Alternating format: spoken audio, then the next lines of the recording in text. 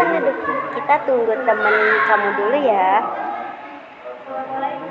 Waalaikumsalam. Silakan duduk. Nih, kita udah hadir semua ya. Kita langsung mulai aja ya. Sebelumnya perkenalkan, nama Ibu Fitria Rindiani Irawan gitu ya. Supaya kita bisa lebih akrab, kalian boleh deh panggil Ibu dengan sebutan Kakak, Kak Fitri atau apa gitu supaya lebih terbuka gitu kita ngobrol. Oke, sekarang giliran kalian nih yang perkenalan. Dimulai dari sini dulu. Kamu siapa namanya? Nama aku Nurul Fiatunisa, biasa dipanggil Via, Bu. Iya, sebelahnya Via ada siapa nih? Saya Najwa, biasa dipanggil Najwa. Oke, Via, ini siapa sebelah kamu? Najmi ya? Nazmi? Iya. Iya, oke. Kalian sekarang udah saling kenal. Ya. Kita kan akan melaksanakan konseling kelompok gitu ya. Dalam konseling kelompok ini ada beberapa aturan, di antaranya ada kontrak dan juga aturan dalam melaksanakan proses konseling seperti menjaga kerahasiaan gitu ya. Jadi nanti kalian kalau misalkan udah tahu cerita dari masing-masing, kalian harus apa? Jaga rahasia.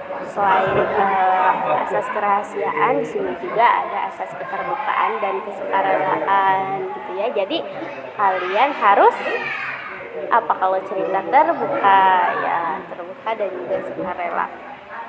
Nah, kita sepakati dulu mau 30 menit atau 45 menit kita melaksanakan proses konseling.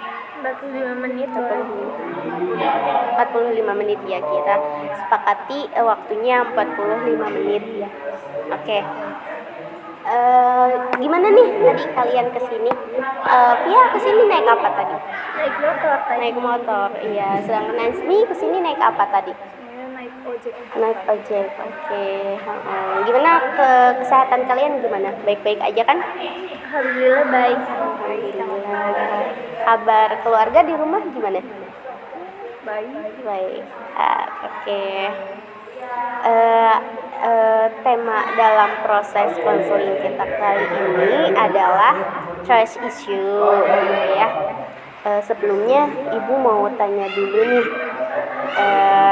permasalahan yang kalian hadapi, kenapa kita pilihnya trust issue gitu ya. Kita mulai dulu dari Via. Permasalahan apa yang saat ini Via hadapi? Saya itu sekarang itu tidak percaya sama orang tua saya. Tidak percaya sama orang tua gitu ya. Oke. Nazmi, ada permasalahan apa nih? Saya tidak percaya sama teman-teman lagi. Nggak percaya sama teman-teman lagi. Berarti emang permasalahannya itu sama gitu ya. Permasalahannya tentang trust issue gitu ya. Tadi kan Pia bilang bahwa Pia itu nggak percaya lagi sama orang tua. Kira-kira apa penyebab Pia tidak percaya lagi sama orang tua Pia? Jadi itu keluarga saya itu bisa dikatakan keluarga yang kurang harmonis ya, Bu. Soalnya tuh dulu ayah sama ibu saya itu sering banget berantem. Jadi mereka berantem. Nah, terus suatu waktu nih ibu saya tahu bahwa ayah saya itu ternyata selingkuh. Ibunya tahu ayahnya selingkuh. Ya, terus akhirnya nggak lama setelah itu ternyata ibu dan ayah saya memilih untuk bercerai. Oke. Jadi seperti itu. Sedangkan Nazmi gimana nih? Kok Nazmi nggak bisa percaya lagi sama orang? Emang tadinya ada permasalahan apa? Saya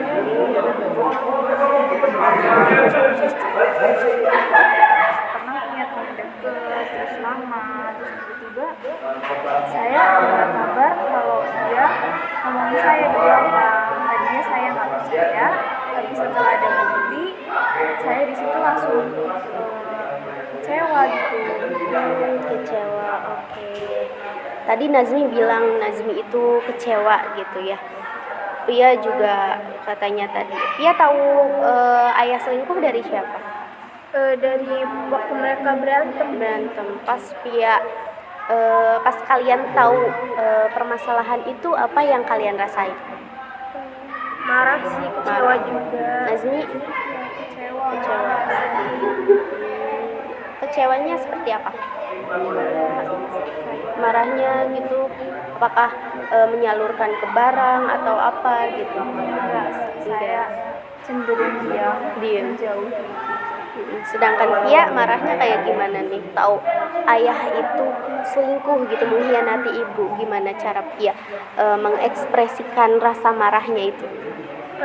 Saya sih lebih ke diam mungkin ya. Diem gitu ya, jadi nggak ngelakuin apa-apa, berarti sama ya kayak Nazmi gitu ya, lebih kepada diam.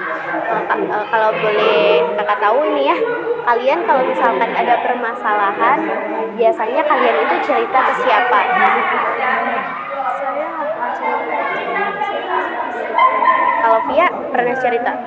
Iya, ke teman, tapi teman yang emang udah deket banget.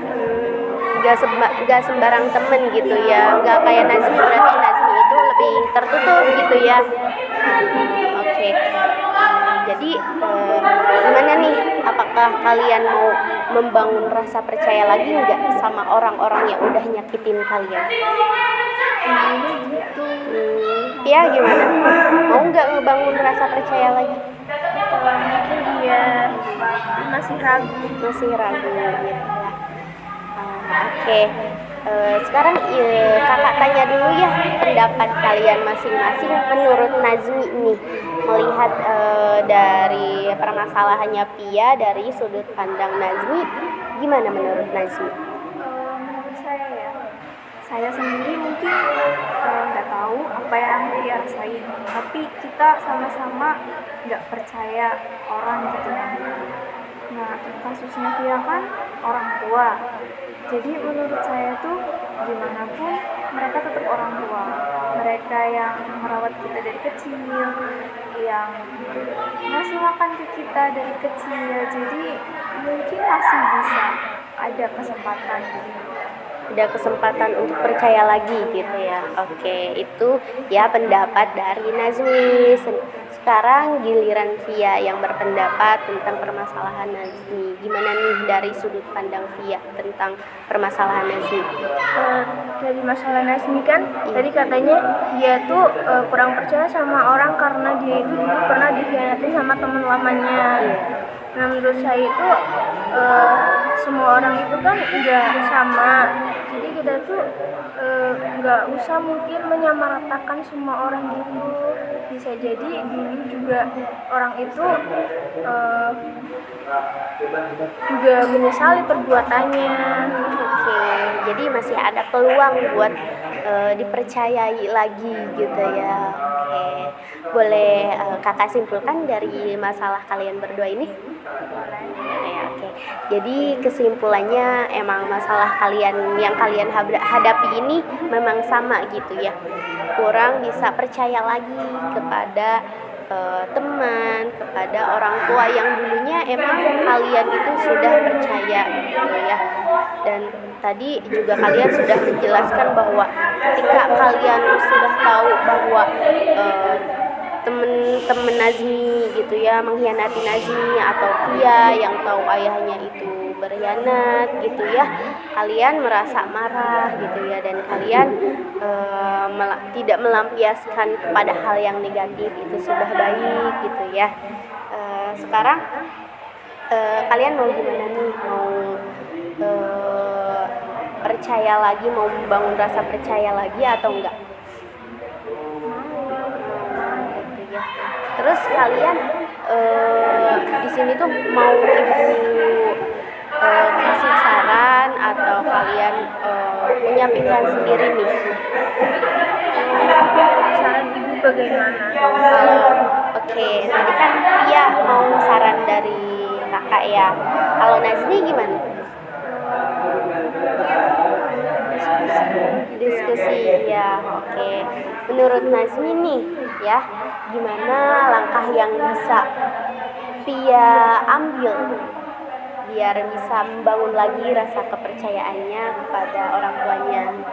Mungkin nyoba ngobrol dulu sama ibunya, atau lakukannya dengan salah satunya dulu baru nanti dengar dari dua-duanya. Oke, sedangkan Via nih gimana? Menurut Via langkah Nazmi buat bisa nyelesain permasalahannya? Coba sedikit-sedikit lebih terbuka lagi ke orang yang baru, kayak sekedar ngobrol gitu lah, sedikit-sedikit. Ya, berarti tadi sudah ada titik tengahnya gitu ya. Intinya kita harus bisa terbuka lagi, kita juga harus berpikir bahwa semua orang itu tidak sama. Kita coba deketin lagi orang yang emang sudah membuat kita itu sakit hati gitu ya. Gimana setelah kalian melewati proses konseling ini, apakah sudah cukup? Lumayan sudah. Apakah ada perasaan lega setelah bercerita kepada kakak? Wah, alhamdulillah kalian sudah lega ya. Berarti kita selesaikan saja konseling pertemuan kali ini. Nanti kalau misalkan ada permasalahan lagi, kita bisa mengadakan pertemuan selanjutnya atau pertemuan kedua di lain waktu. Tadi kita kan sudah ngobrol dari awal sampai akhir, berarti kita sudah tahu kesimpulannya ya. Kita harus bisa membuka lagi buat orang lain, membuka diri ke orang lain, harus bisa ngobrol lagi, pendekatan lagi kepada orang yang memang sudah membuat kita sakit hati gitu ya. Dan jangan lupa kita harus bisa memaafkan diri sendiri. Di sana ketika kita sudah bisa memaafkan diri sendiri, kita bisa memaafkan kesalahan orang lain. Oke. Gimana? Sudah? Udah puas?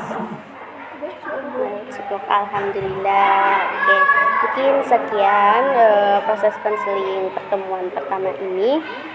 Nanti kita lanjutkan lagi pertemuan kedua ya minggu depan. Wassalamualaikum warahmatullahi wabarakatuh. Terima kasih semua. Terima kasih kembali. Hati-hati.